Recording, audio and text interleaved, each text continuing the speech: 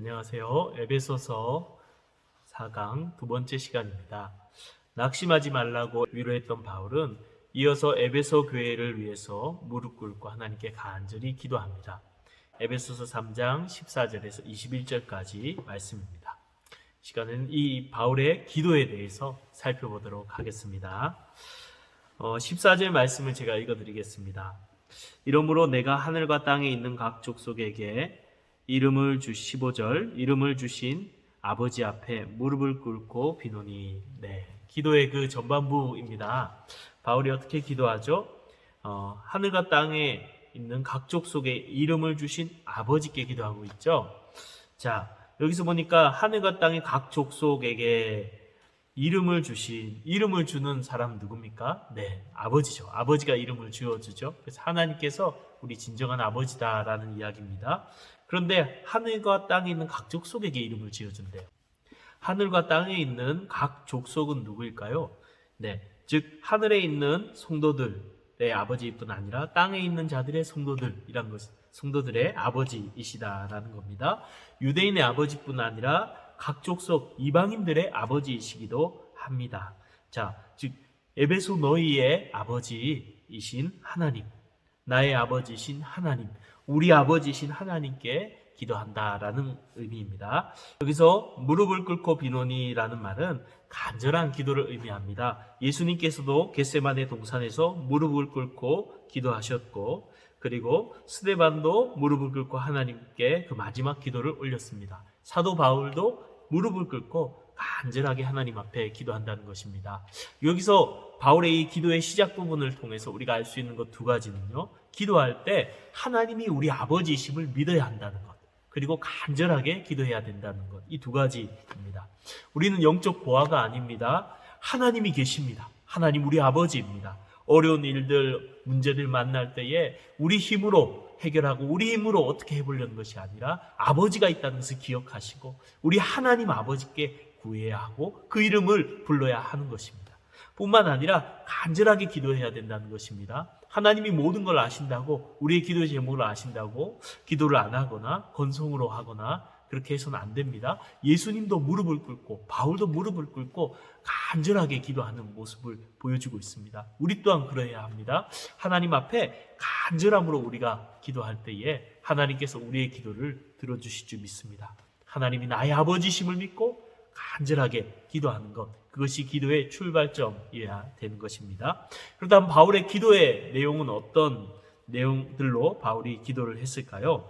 학자들은 이 희나란 접속사가 3개가 나오는데 이 접속사마다 하나씩의 기도 제목이다라고 주장하는 학자들도 있습니다. 그런데 그렇게 보면은 기도가 내용이 너무 억지로 이어가는 느낌을 받고 기도 제목이 맞지 않게 됩니다. 근데 첫 번째 이 희나 접속사 안에 보면은 2개의 부정사와 하나의 분사가 나오는데 이미 첫 번째 그 희나 접속사 절 안에 이미 기도 제목이 3가지가 다 나오고 있어요. 그래서 한 가지로 기도 제목이라 주장하는 것도 맞지 않는 것 같습니다. 우리 개역개정 성경처럼 내용상으로 구별하는 것이 맞는 것 같아요. 그래, 내용상으로 구별하면은 3가지 기도 제목이 나옵니다. 첫째, 16절 속사람을 강건하게 하소서. 둘째, 17절 상반절 그리스도께서 너희 안에 계시게 하옵소서.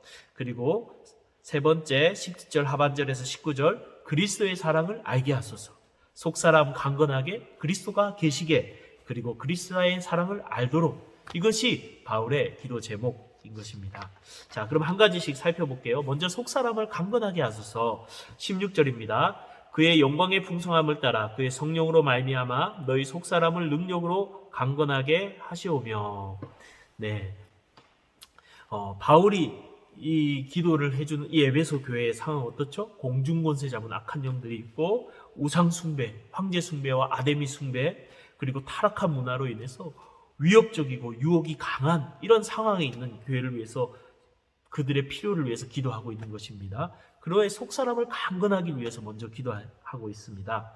자, 거기 보면 16절에 그의 하나님의 영광의 풍성함을 따라서 하나님께서 그 풍성함을 부어주시기를 기도하고 있는 것이죠. 자, 그렇습니다. 하나님께서는 영광이 풍성하신 분이에요.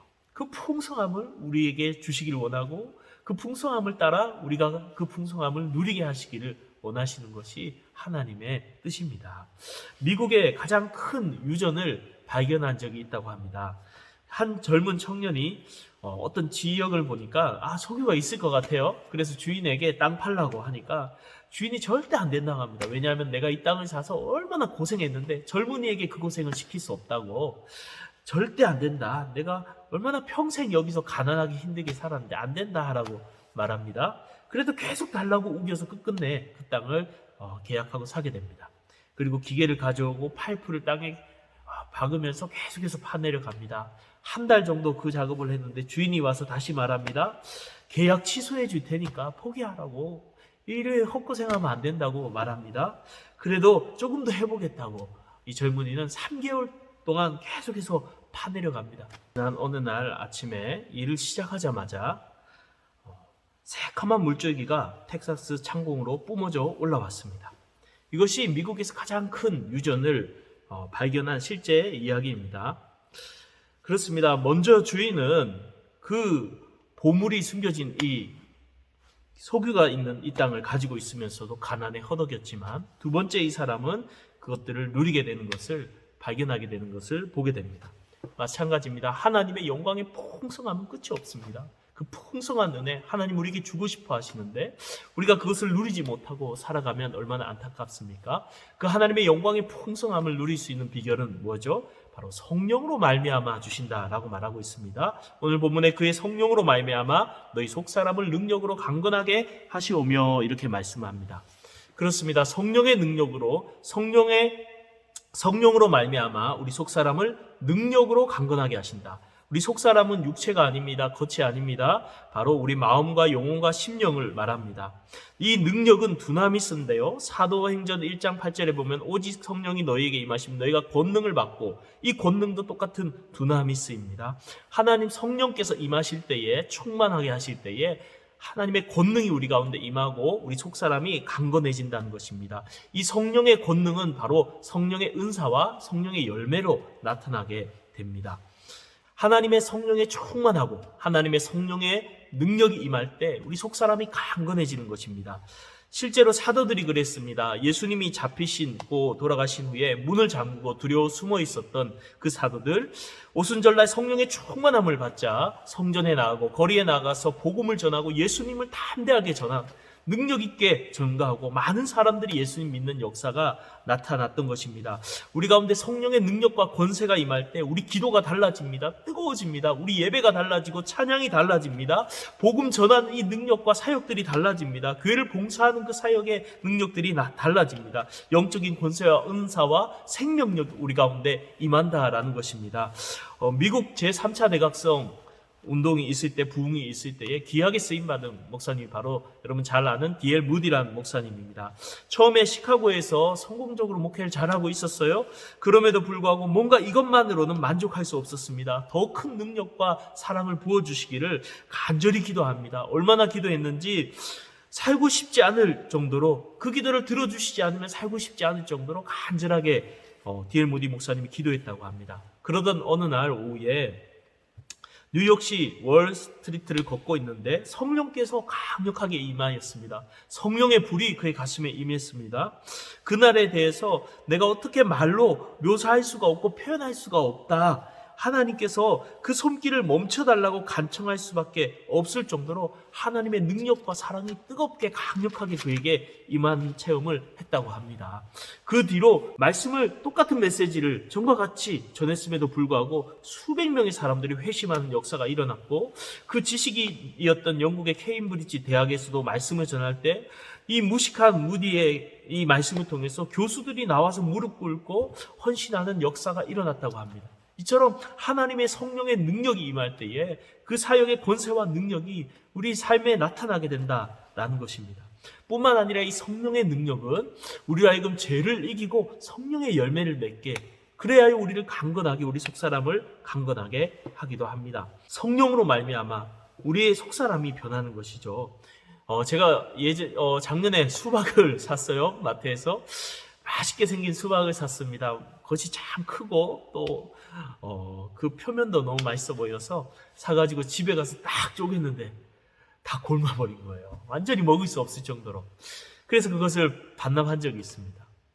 또 예전에 한 번은 밤을 먹는데 밤 알이 크고 그리고 굉장히 맛있어 보여서 뺀질뺀질하고, 그래서 그걸 쪼개기 위해서 입으로 딱 깨물었는데 막 쓴물이 입으로 쫙 들어오는 거예요. 벌레 삶은 물이. 예.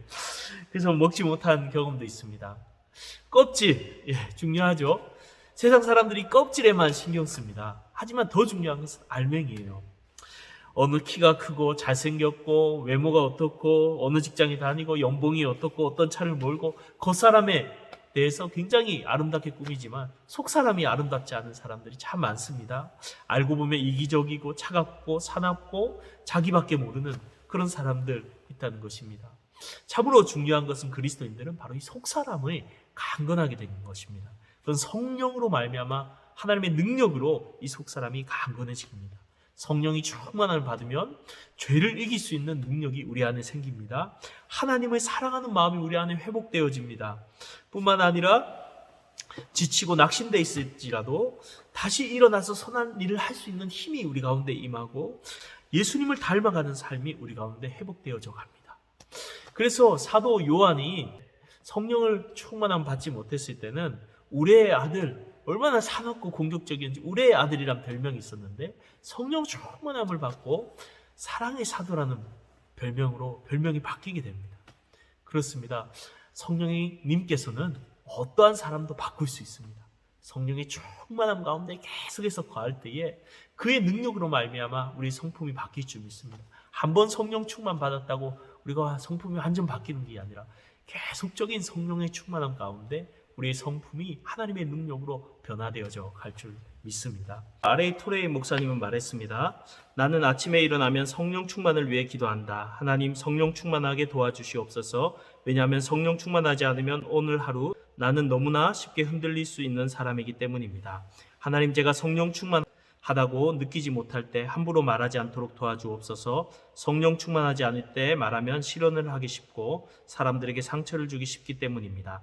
하나님 제가 성령 충만하지 않을 때 제 인생에 중요한 결정을 하지 않도록 도와주십시오. 성령 충만하지 않으면 저의 결정은 잘못될 가능성이 항상 있기 때문입니다. 그렇습니다. 우리는 계속해서 성령의 충만함을 구하며 하나님 앞에서 그렇게 살아가야 될 줄로 믿습니다. 자, 두 번째 바울의 기도 제목은 믿음으로 말미암아 그리스도께서 너희 안에 계시게 하옵소서입니다. 예수님이 우리 안에 계시는 것입니다. 예수님을 이미 믿었지만 실제적으로 예수님이 우리 안에 함께 하시는 것을 누리지 못하고 살아간 사람들이 있습니다.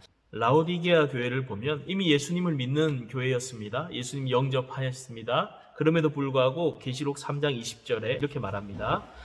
볼지어다 내가 문 밖에 서서 두드리노니 누구든지 내 음성을 듣고 문을 열면 내가 그에게로 들어가 그로 더불어 먹고 그는 나와 더불어 먹으리라.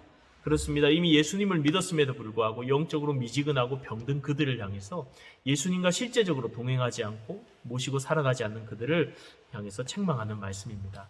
그렇습니다. 신앙생활은요, 실제적으로 주님을 내 마음에 모시고 주님과 동행하고 주님과 교제하고 주님과 더불어 사는 것이 참된 신앙생활인 것입니다. 인도의 썬다싱이라는 전도자가 있습니다. 그가 예수님을 믿은 후에 이렇게 고백했습니다. 제가 다른 종교를 믿을 때에는 신에게 다가가기 위해서 제단을 쌓고 계단을 오르고 수만 번 오르내려도 신은 너무나 멀리 있었습니다. 그러나 예수 그리스도는 너무나 가까운 곳에 계셨습니다. 아니 이미 내 안에 계셨습니다. 저는 그분을 통해서 매일 하나님을 체험합니다. 그렇죠. 하나님을 예수 그리스도를 마음에 모시고 살아갔다라는 것이죠. 빅토리아 여왕 때 양론을 하나 세웠는데 거기 나이 많은 어르신이 한 분 사셨다고 해요. 어떤 사람이 질문합니다. 여왕이 종종 당신을 방문합니까? 네, 몇 번 방문한 적이 있습니다. 신방한 적이 있습니다. 그러자 다시 질문합니다. 왕중왕이신 예수님께서 당신은 신방한 일이 있습니까? 그러자 할머니께서 이렇게 대답합니다. 무슨 말입니까? 나는 신방을 받지 않습니다. 그분과 항상 같이 삽니다. 그분이 여기서 나와 함께 사십니다. 그렇죠? 예수님과 함께 살아가는, 예수님을 모시고 살아가는 많은 믿음의 사람들 있었습니다. 이렇게 예수님을 모시고 살아가기 위해서, 그분과 함께 교제하며 더불어 살아가기 위해서 필요한 것이 무엇입니까? 바로 믿음입니다. 믿음으로 말미암아 그리스도께서 너희 마음에 계시게 하시옵고 이렇게 말하고 있습니다. 그리스도를 믿음으로 우리가 그리스도를 모시고 살아갈 수 있다는 것입니다. 예수님 없이 씩씩하게 나 혼자 사는 것이 신앙생활이 아닙니다. 주님 없으면 아무것도 할 수 없습니다. 주님을 의지하고 신뢰할 때에 그분께 전적으로 나를 맡길 때에 그 예수 그리스도를 내 삶에 모시고 살아가는 삶을 누릴 수 있게 되는 것입니다. 허드슨 테일러라는 중국의 선교사가 있었습니다. 몸도 지쳤고 영적으로 지친 다운되는 시절이 있었습니다. 하나님 뜻대로 잘 살아보려 하지만 오히려 더 자주 화내고 거칠게 자신을 표현하는 모습에 더욱 좌절감이 들었습니다. 이때 선교사님 친구가 편지를 이렇게 보냈습니다. 어떻게 믿음을 강하게 할 수 있나? 그것은 믿음을 얻으려고 애쓰는 것이 아니라 그저 신실하신 분 예수님을 의지하는 것이네.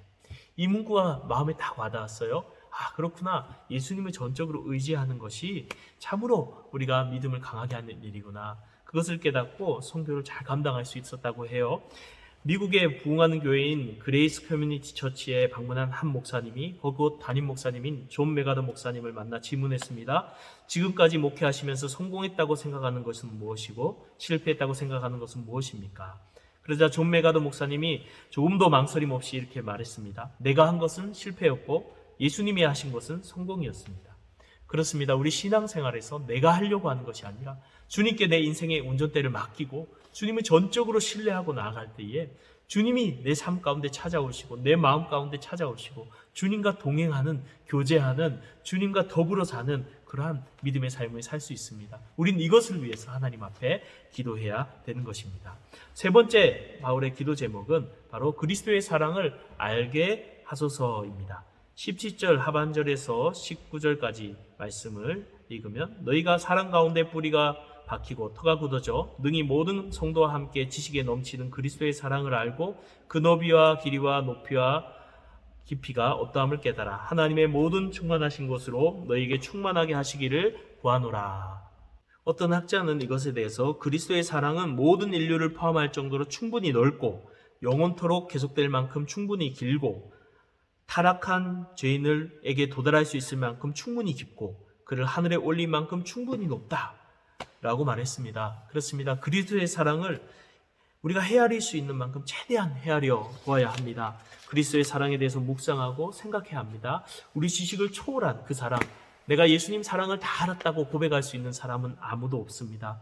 아무리 깨닫고 눈물 흘리고 감격해도 다음에 보면 더 깊은 하나님의 사랑, 그리스도의 사랑을 우리는 깨닫게 되는 것을 보게 됩니다. 그러므로 찬송가 85장을 지금 중세의 성자라 불렸던 베르나르는 이렇게 그 찬양에서 고백합니다.